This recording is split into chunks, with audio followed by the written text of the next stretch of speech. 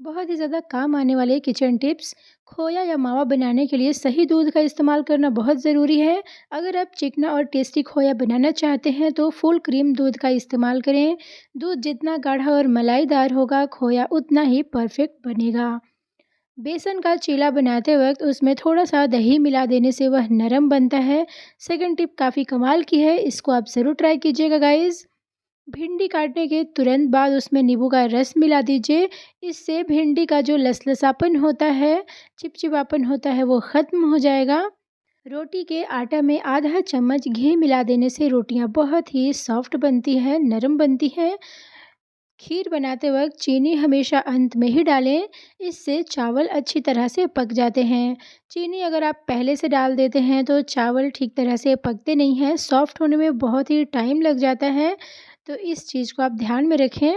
रायते में साबुत जीरे और हींग का तड़का लगाने से उसका स्वाद और भी ज़्यादा बढ़ जाता है। अगर आप तड़का लगाना नहीं चाहते हैं तो भुना जीरा पाउडर को आप रायते के अंदर डाल लीजिए काला नमक के साथ, बहुत ही टेस्टी लगता है रायता। दाल उबलते समय उसमें एक चुटकी हींग डाल देने से उसकी पाचक क्षमता बढ़ जाती है। रायते में पुदीना का पाउडर डालने से उसका स्वाद भी बढ़ता है और पेट को भी ठंडक मिलती है। दाल के स्वाद को थोड़ा-सा बदलने के लिए उसमें जीरा, सरसों, प्याज और करी पत्ते का तड़का लगा लीजिए, स्वाद बिल्कुल दोगुना हो जाता है। मसूर दाल को 3-4 मिनट धीमी आंच पे रोस्ट कर लीजिए, उसके बाद ठंडे पानी में धो कर के भिगो दें और फिर सामान्य रूप से पका लें। जिस तरह से दाल बनती है, बहुत ही स्वादिष्ट बनेगा। दाल का स्वाद कई गुना बढ़ जाता है और जीरा का तड़का लगाने के साथ ही उसमें बारीक कटी हुई हरा धनिया डाल दीजिए घी के अंदर। बहुत ही बढ़िया कलर और दाल का स्वाद कई गुना बढ़ जाता है। भीगे साबूदाने में एक ब्रेड पीस मिलाने से उसकी बनी टिक्की फटती नहीं है, तो इस बात का ध्यान रखिए क्योंकि ब्रेड जो है बाइंडिंग का काम करता है। पूड़ी का आटा गूँथते वक्त उसमें 1 चम्मच सूजी मिला दीजिए, इससे पूड़ी फूली-फूली बनेगी और खस्ता बनेगी। 1 घंटे तक भीगे चावल को 15 मिनट के लिए फैलाकर सुखा लें, फिर उसे बेलन से क्रश कर लें। इस चावल की खीर बनाने से चावल जल्दी पक जाता है, या फिर आप टूटी बासमती राइस का भी इस्तेमाल कर सकते हैं। खीर बनाने के लिए हमेशा फुल क्रीम दूध का ही इस्तेमाल करना चाहिए, इससे खीर का स्वाद बढ़ जाता है। खीर बहुत ही मलाईदार, रबड़ीदार बनती है।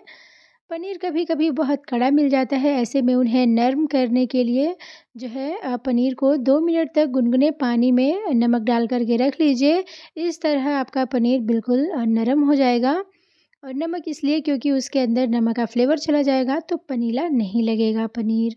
कच्चा नारियल तोड़ना मुश्किल लगता है तो जान लें ये ट्रिक, जब आप नारियल को गर्म आँच पर उसे रखेंगे तो वो गर्म होकर के जल्दी से ये टूटने लगती है, इसे तोड़ना आसान हो जाता है।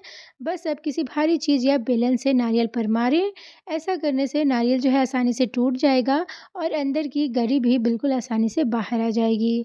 तो बस इस ट्रिक को आज़मा करके आप आसानी से कच्चा नारियल तोड़ सकती हैं। अगर आप नारियल को गर्म आँच पर रखना नहीं चाहते हैं तो आप उसे फ्रिज में रख दीजिए।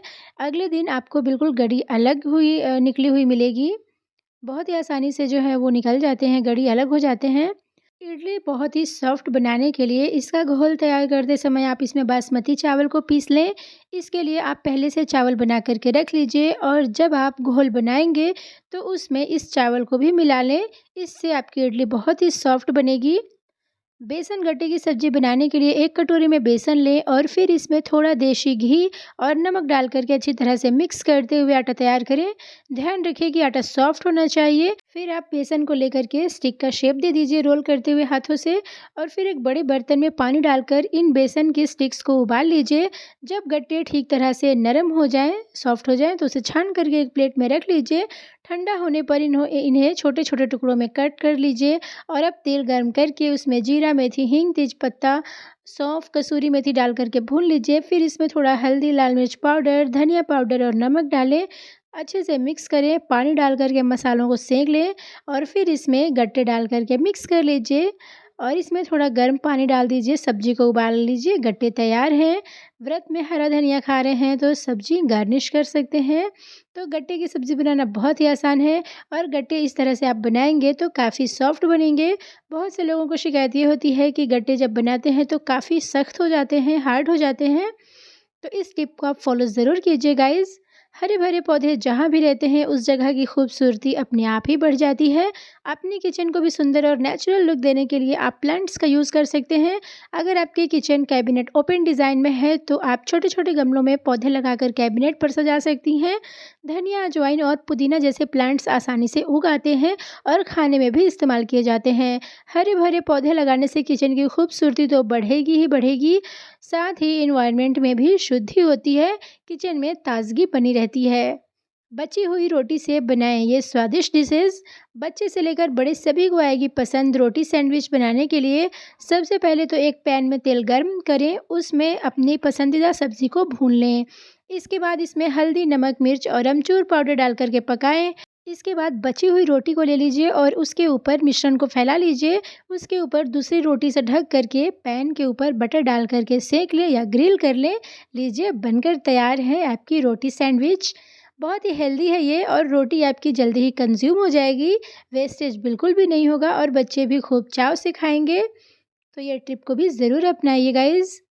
तो नेक्स्ट टिप ये है कि बर्तन धोने के लिए स्पंज का इस्तेमाल तो हर घर में होता है, लेकिन बहुत सारे घरों में इस स्पंज को तब तक नहीं बदलते जब तक कि ये पूरी तरह से ख़राब नहीं हो जाता। लेकिन ये पूरी तरह से गलत है। अगर आपका स्पंज लगातार 15-20 दिनों से इस्तेमाल हुआ है तो इसे बदल दीजिए। बर्तन धोने वाले स्पंज में काफ़ी सारे बैक्टीरिया होते हैं जो हेल्थ के लिए हार्मफुल हैं। और गलती से उस समय आपके घर में मेहमान आ जाएँ और सिंक को के पास चले जाएँ, तो ये देखकर काफ़ी अजीब-सा लगता है, काफ़ी घिन आती है। आजकल किचन में सिलिकॉन से बने स्पैचुला का ज़्यादा इस्तेमाल होता है। ये काफ़ी कॉमन है, लेकिन एक बार अगर ये स्पैचुला कट फट जाए तो उन्हें हटा देना चाहिए, नहीं तो इनके बारीक कण खाने में घुलने का डर रहता है और आप बीमार हो सकते हैं। किचन में रखा डस्टबिन हर दिन गंदा होता है, उसकी सफाई पर तो सभी ध्यान देते हैं, लेकिन अगर ये डस्टबिन पुराना हो गया है तो फ़ौरन हटा कर के नया ले आएँ। ये आपके घर में बैक्टीरिया के पनपने की आसान जगह होती है। पुरानी लोहे की कढ़ाई को बेझिझक इस्तेमाल करें, लेकिन नॉन स्टिक पैन अगर कई सालों से यूज़ हो रहा है तो उसे बदल देना चाहिए। अगर नॉन स्टिक बर्तन में खरोंच लग गई है या फिर उनकी कोटिंग हल्की पड़ गई है तो उसे बदल लेना चाहिए, क्योंकि ये हमारी बॉडी के लिए काफ़ी हार्मफुल है। अच्छा, अगर धुले हुए बर्तन को, गीले बर्तन को साफ़ करना हो या हाथ पोंछना हो, एक एक्स्ट्रा कपड़ा तो रखना ही पड़ता है किचन में। तो इस कपड़े की समय-समय पर सफाई बहुत ही ज़रूरी है। साथ ही इसे कुछ दिनों बाद बदलना भी ज़रूरी रहता है, जिससे कि बैक्टीरिया ना पनपे और स्मेल भी ना आए। रोटी को सीधे आंच पर सेंकने के बजाय पैन या तवा पर सेंकने का सुझाव दिया जाता है। इसके दो कारण हैं। पहला तो ये कि डायरेक्ट गैस पर सेंकने से जब हम रोटियां खाते हैं तो हमारे पेट में गैस बनने लगती है। दूसरा ये कि जब आप बार बार तवा हटाते हैं, पैन हटाते हैं गैस पर से, तो पैन ठंडी हो जाती है और फिर से आपको नेक्स्ट रोटी को जब आप तवे पर डालते हैं तो वो ठंडी हो जाती है, तो टाइम टेकिंग होता है। यह सुनिश्चित करें कि रोटी पकाते समय बहुत ज़्यादा नहीं जलनी चाहिए। आँच धीमी कर लें और रोटी को जलने से बचा सकते हैं, क्योंकि जली हुई रोटी को जो है कोई भी खाना पसंद नहीं करता है। तो रोटी को जलने से बचाने के लिए बार-बार पलटें, चेक करते रहें। एक बार अगर आप हैबिचुअल हो जाते हैं तो रोटी बनाना बिल्कुल आपको चुटकियों का खेल लगेगा। खाने से पहले जले हुए काले हिस्से को हटाने की सलाह दी जाती है। ऐसे ही यूज़फुल और अमेजिंग टिप्स के लिए सिंधु आर्या किचन को सब्सक्राइब ज़रूर कीजिए, बेल आइकन को भी ज़रूर दबाइए। मिलती हूँ आपसे नेक्स्ट वीडियो में। Thank you so much for watching.